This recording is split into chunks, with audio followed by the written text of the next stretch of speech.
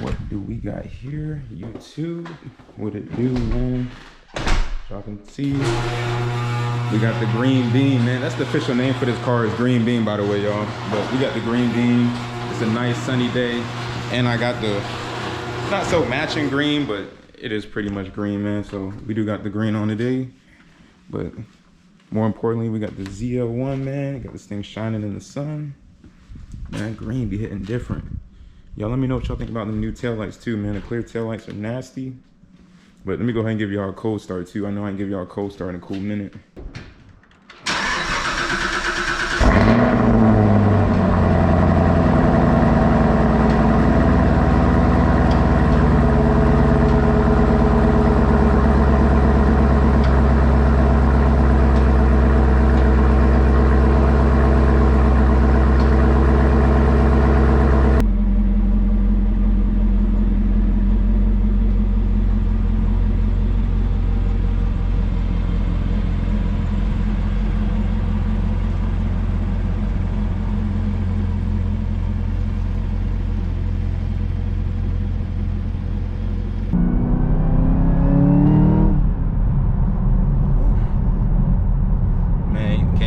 That Supercharger one, y'all, man. I'm telling y'all, man, even though it ain't as loud as a Hellcat Supercharger, nothing like that, like when you're in the interior in the cockpit, you step on it, especially coming from an LT1 or SS, man, you can hear that Supercharger wind up.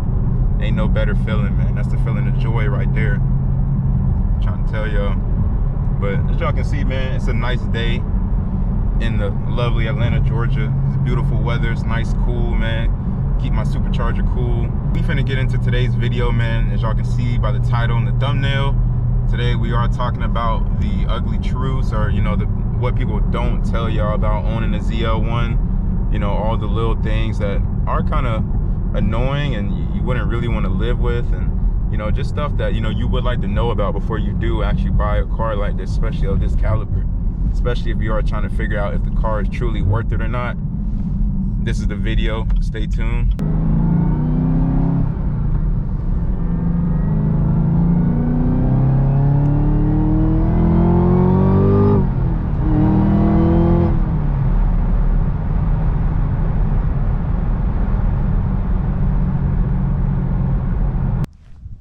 All right, YouTube, as you can see, man, we just parked up. We got the Z, man, and just gonna hop straight into the video.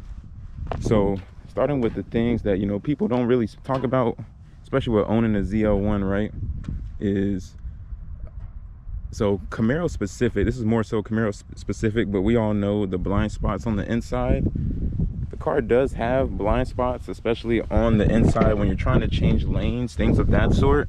That blind spot right there, when you're looking over in that corner and then back there in that corner as well, that B pillar is pretty thick. And then also the front windshield as well. Front windshield as well is really, you can't, I don't know if it comes through on camera, but it's really not a lot of windshield. So the front windshield, it is pretty small at red lights, things of that sort. Sometimes you do kind of got to peek up under the windshield, things of that sort. It's not too bad, and to be honest, I kind of prefer it because it does kind of add to the whole experience. Like driving in the car, it is more so like a cockpit instead of like a, you know, like a fishbowl, if you will. So it does kind of add to the experience. It is kind of like a Corvette as well. The Corvette is real similar. There's not a lot of windows on these cars. So the view outside, it is somewhat limited, but that is kind of like a small factor of it. But I wouldn't really let that deter you from getting the car at all, but it is just something that I didn't notice that is kind of more so Camaro specific. And then also another thing that people don't really talk about too much, or haven't really seen noticed too much about these cars, especially the ZL1 specifically, that I absolutely hate, are these brakes, y'all. So these brakes, right, they're 6-piston brakes. The rotor itself is huge. If y'all, I don't even know if the camera will do this justice, but the rotor itself is huge. 6-piston brakes, they're Brembos, and then they're also 4 pistons in the back. And the same thing, luckily mine came painted, these are silver, but same thing, the rotor is kind of big, but the pads themselves are Brembos as well. Now I know what y'all are thinking, like, man, you got 6 pistons in the front, 4 pistons in the back, what's wrong with that? That should be a good thing. You got plenty of stopping power, of course, But the only thing that's wrong with the brakes itself is the amount of brake dust that the brakes put out themselves. So I did recently just wash the car, so the brake dust isn't even too bad here. You can kind of see on my finger there. I probably washed the car about 2 days ago, and I've probably driven it maybe 2 or 3 times, and this is the brake dust that's already caked back up on there. So as y'all can see, it is on my thumb, and it gets in the wheelbarrow as well. See, it is pretty dirty. I literally just washed these wheels like 3 days ago. I've only done 3 drives, and it's not even the worst of it as well, because what that brake dust does is it makes its way all the way to the back of the car. So as y'all can see, if you look on the back of the car, I don't even know if the camera will do it justice, but I did just wash the car, but the brake dust, it gets caked even on the trunk. The brake dust, it gets caked all on the back of this car and on the license plate area, just all in the rear. The brake dust, it flies from up under the car, and literally this is what I actually found out. Is the brake dust, it flies from the brakes up under the car, and then it ends up all on the rear bumper. So when you have to go wash the car, you almost have to wash the rear bumper separately. You have to take, what I personally do is I take all-purpose cleaner, I wash the rear bumper, get all the brake dust off, and then I can wash the entire car together. But that is the biggest pain ever. Like, the brake dust is absolutely insane that these brakes put out. Now the stopping power obviously is great. Like I said, the Brembo brake pads, 6-piston brakes, but sorry if the wind noise coming through, but the brake dust that this car puts out is absolutely insane. It's pretty annoying, especially when you got a bright color like this. You don't want black specks and brake dust all over your car and your paint, but that's just come with it, man. Obviously, the one way around this is you can change the brake pads out to some better brake pads that aren't going to produce as much brake dust. But for me, and the cost that it takes, I'm like, man, these are brand new brake pads. I don't have to spend money and switch out brand new brake pads and waste them and not use them, and you know, just for the brake dust. So I'll clean it for now, man. But that is one annoying thing that I do hate about having this car and owning it, is the amount of brake dust. Like, every time I do any kind of hard braking, in my mind I'm just thinking like, man, in my mind I'm like, man, think about how much brake dust I just built up on the wheels and the cars doing that. Like, that's how bad it is. But other than that, get you some nice all-purpose cleaner, some fast shot wheel cleaner, whatever, you'll be good. But that is something that's very annoying. And then if we come on the inside as well, the next thing that I don't necessarily like about this car is the seats. So the seat itself is nice as well. It's a Recaro seat, ZL1 Alcantara. It's awesome, whatever. I love it. I love the style. I love the way it looks. When you're going around corners, it holds you in place. It's pretty insane. But the one thing I don't like about the seat is that it doesn't necessarily lean back all the way. So if y'all can see, the seat, I have it back as far as you can. Now, it is lean back a bit, but it's not lean back too much. That is as far as it goes. You can't really lean your seat back too much in the mirrors. So that's about 90 degrees up right there. If you lean it back, it's going, and that's pretty much it. So it's not, personally, I don't really need to lean it back too much more, but sometimes you would like to lean it back a little bit more. So that is one thing I noticed too. It is weird.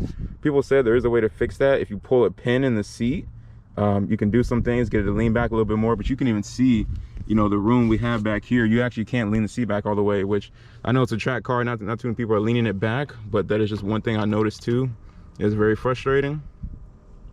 And then while we're on the inside as well, the next annoying thing, the thing I hate about owning this car, right, is the Alcantara on the steering wheel and the shift knob. And again, you know, don't get me wrong, I love Alcantara and suede. That is like my favorite interior of all time. So I shouldn't necessarily say I hate the steering wheel and the Alcantara, but what I do hate is having to clean this so much just to keep it clean. Like, I literally, like, y'all have no idea, I literally keep hand sanitizer, which I got right here. Every time I drive, I gotta sanitize the hands before I even touch this wheel. I probably clean the wheel maybe like once a week, because if you don't, all this gets matted down and it's just not a great feeling and it gets real nasty.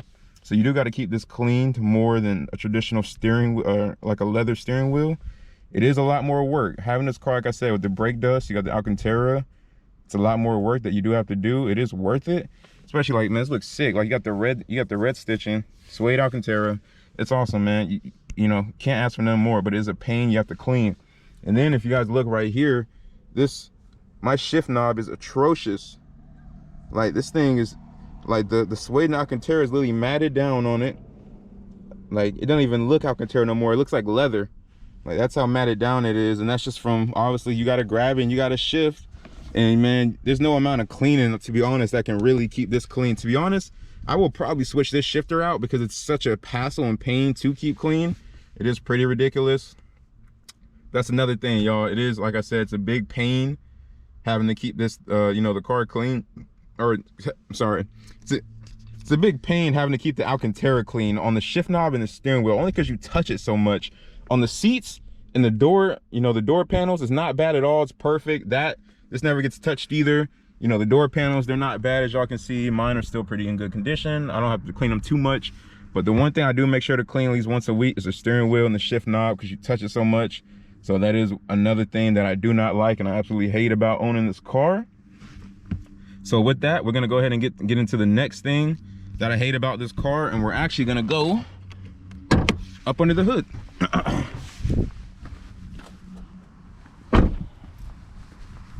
So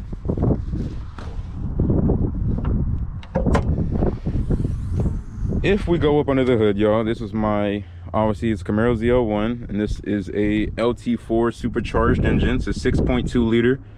It's completely bone stock and it produces 650 horsepower. It's a very fast vehicle. As y'all can see, there's the LT4 supercharger that is on top. And then for those that don't know, I also did have a Camaro LT1 as well. So it's my second Camaro. So I've had an LT1 and an LT4. So I really can tell the difference between the two.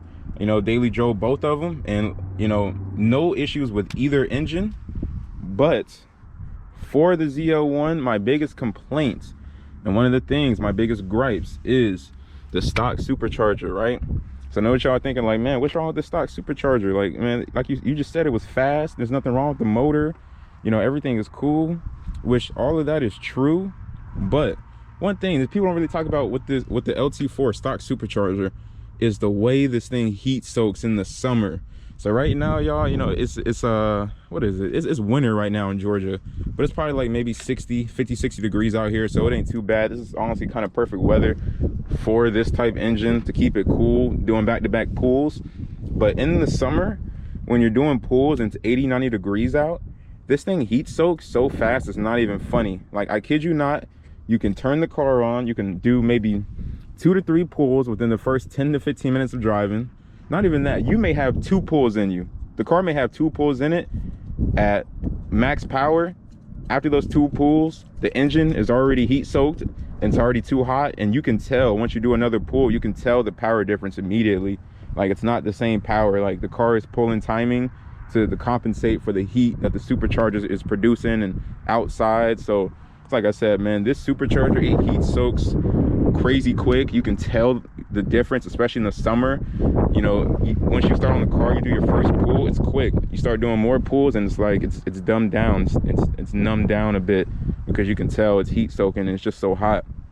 So that is a factor of a stock supercharger. And this supercharger is small too. It's only a 1.7 liter, and that's kind of GM and Chevrolet's thing, is to be as efficient as possible. You know, this isn't a Hellcat with a 2.8 or 3 liter supercharger on it, stock from factory.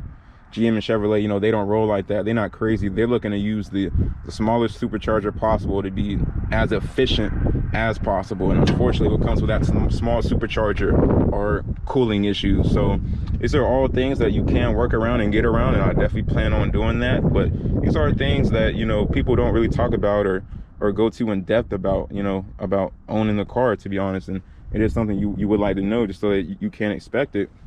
And you got to think too, I still have stock headers right there, stock airbox. So when I do long tube headers, y'all know it's going to be even more heat being produced right here and just in the engine bay period. So we're really going to be looking into cooling mods in the future. But I actually got a whole engine build, man. I want to make a separate video because I don't really think about doing a full 1,000 horsepower build on this thing. I think it's going to be pretty insane. I think it'd be pretty interesting to bring to the channel too. But that is another thing that I do hate about owning this car. Those are kind of like the ugly gripes to be honest. Like I said, you have the brake dust, you have the little supercharger, the Alcantara on the inside is like I mentioned, the Alcantara on the inside on the steering wheel and on the shift knob as well. It's a pain to clean, maybe like once a week, but other than that, you know, it looks great, feels great, all that other good stuff. The seat as well, I don't really ever need to lean it back anymore, but if you were a bit taller, or if you're ever just stuck in the car for a while and you know you need to just lay down for a bit, don't expect to do that in this car, because you're not going to get that. Like I said, the seat only goes back so far. It's not going to lean back far. It's not really a comfort, a car made for comfort. Like I said, this is a race car that's made for the track and to go fast. So this is kind of why you get all these things. You know, Chevrolet and GM, they're not really having those things in mind, especially with a car like this. They're more so worried about the performance of it. So that's pretty much it, y'all. But other than that, man, this car has been lovely. Those are just very small and minor gripes that I have kind of realized about owning the car. Because like I said, I have had a LT1 Camaro as well, so I really can't compare the difference. With the LT1 Camaro, it still had the brake dust issue, had a lot of the same issues. Obviously it doesn't have the supercharger and the Alcantara on the inside, so that is new to me. But I really can't complain at the end of the day, man. Like I said, this car is lovely and it's great. So it's quick, it's fast, man. As y'all can see, I got the wheels, got the new tails, also got the side markers making a big difference. Shout out to the Retrofit Source. They hooked me up with those for free. So y'all go tap in with the Retrofit Source if y'all are interested in the side markers or the tail lights right here. As y'all can see, man, it's like I said, the tail lights as well that they hooked me up with as well. So y'all go check them out, man. I'll probably put the link in the description. Other than that, man, I think that's pretty much it. Not too many things wrong with this car. This car is almost perfect, man. If this is your dream car, like I said, if you can afford it, and it's not a big stretch by no means, man, go buy this car, man. Go buy this car. It's what you like to do. You like to drive around, go to car meets. If you like to, you know, if you want to make YouTube videos, whatever, man, go buy the car. Like I said, there's not too many things wrong with it. In my honest opinion, it is worth it for what you are getting, especially with the power plant that's in the car, and then the way this car rides is super smooth as well, man. So other than that, like I said, no real complaints, just minor nitpicks here and there. But I did just want to make this quick video to kind of make people aware of, you know, just a few things they should look out and expect, man. So with that, that is pretty much it. Thank y'all for watching. If you're new to the channel, subscribe. Got a lot more content coming. Like I said, I got a whole engine build coming on the car soon, so y'all stay tuned. Also, please like the video. It does help the channel out a lot. It is highly appreciated. Until next time, LT1J, gone.